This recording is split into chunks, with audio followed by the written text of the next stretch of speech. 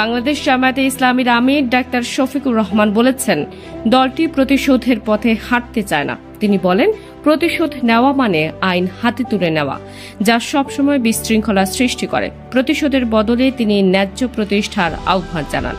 অপরাধীদের শাস্তি আইনগত প্রক্রিয়ার মাধ্যমে দিতে হবে, যাতে দেশব্যাপী শান্তি বজায় থাকে।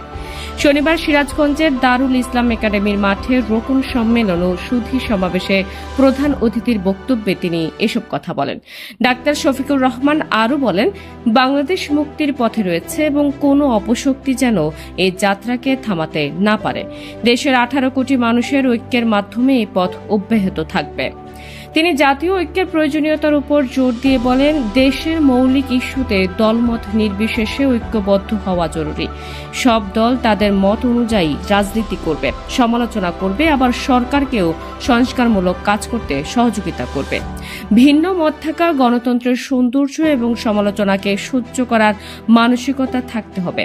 যারা সমালোচনা করেন তারাই প্রকৃত বন্ধু, কারণ তারা ভুল ধরিয়ে দেন। সাংবাদিকদের উদ্দেশ্যে জামায়াত আমির বলেন, গত 15 বছরে স্বাধীন সাংবাদিকতা ছিল না এবং অনিচ্ছাকৃতভাবে মজলুম দলগুলোর বিরুদ্ধে সাংবাদিকতার কলম ধরতে বাধ্য হয়েছিল। তবে এখন সেই পরিস্থিতির পরিবর্তন হয়েছে। তাই সাংবাদিকদের এখন তাদের পবিত্র দায়িত্ব বিবেকের তাড়নায় পালন করতে হবে। তিনি উল্লেখ করেন, গত 15 বছরে জামায়াতে ইসলামের উপর সবচেয়ে বেশি জুলুম হয়েছে। দলের শীর্ষ নেতাদের ক্রমান্বয়ে বিচার বহির্ভূতভাবে হত্যা করা হয়েছে এবং তারা আল্লাহ ছাড়া কারো কাছে মাথা নত করেননি। তিনি আরও বলেন, যে কোনো অন্যায়ের বিরুদ্ধে প্রতিবাদ করলে তাদের উপর দমন পীড়ন চালানো হয়েছে। জামায়াতের পক্ষ থেকে বহু আন্দোলন হয়েছে এবং শেষ পর্যন্ত ছাত্র ও জনতার যৌথ আন্দোলনের মাধ্যমে স্বৈরশাসকের পতন হয়েছে।